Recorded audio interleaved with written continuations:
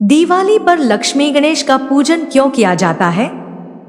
बच्चों, क्या आप जानते हो कि दिवाली में लक्ष्मी जी के साथ विष्णु जी की जगह गणेश जी को क्यों पूजा जाता है? इसके पीछे एक रोचक कहानी है। लक्ष्मी और गणेश जी की पूजा का जिक्र कई पौराणिक कथाओं में हुआ है। एक समय की बात है जब किसी वैरागी साधु को राजाओं की तरह सुख भोगने की लालसा होने लगी।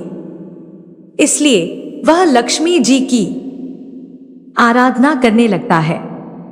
उस साधु की आराधना से प्रसन्न होकर लक्ष्मी जी उसे दर्शन देती हैं और साधु को वरदान देती है कि उसे सम्मान और उच्च पद प्राप्त होगा। वह साधु दूसरे दिन राजा के दरबार में पहुंच जाता है और वरदान के अभिमान में राजा को सिंहासन से धकेल देता है।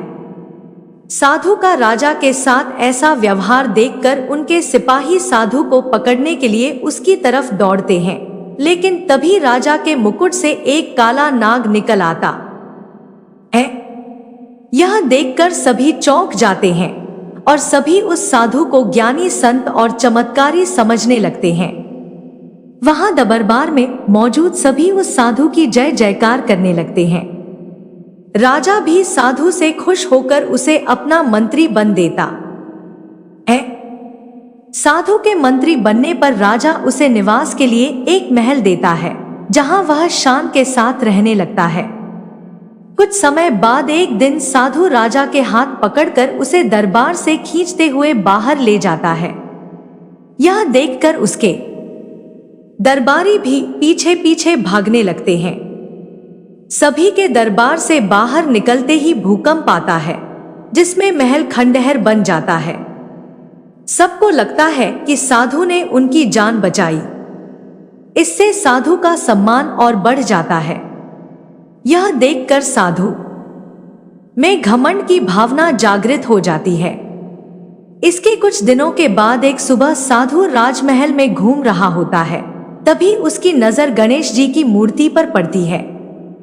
साधु को वह प्रतिमा अच्छी नहीं लगती, तो वह उसे हटवा देता है। इससे गणेश जी साधु से रुष्ट हो जाते हैं और उसकी बुद्धि भ्रष्ट कर देते हैं। इस कारण वह हर काम उल्टा पुल्टा करने लगता है। इससे राजा साधु से क्रोधित होकर उसे कैदखाने में डलवा देता है। साधु कैदखाने में ही फिर से लक्ष्मी जी की पूजा आराधना करने लगता है।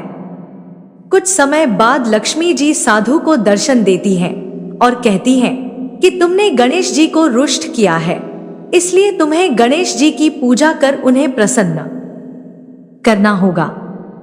लक्ष्मी जी की बात सुनकर साधु गणेश जी की आराधना करने लगता है। इससे गणेश जी प्रसन्न हो जाते हैं और उनका क्रोध शांत हो जाता है।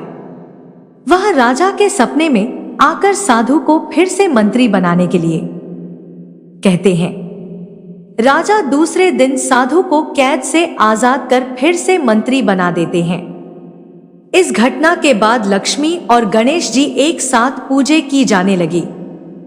लक्ष्मी जी धन की देवी है, तो गणेश जी को बुद्धि को संयम में रखने वाला माना गया है। वैसे कहा भी गया है कि एक संपन्न जीवन के लिए धन और बुद्धि दोनों जरूरी होते हैं। इसलिए लक्ष्मी जी और गणेश जी की पूजा साथ में की जाती है।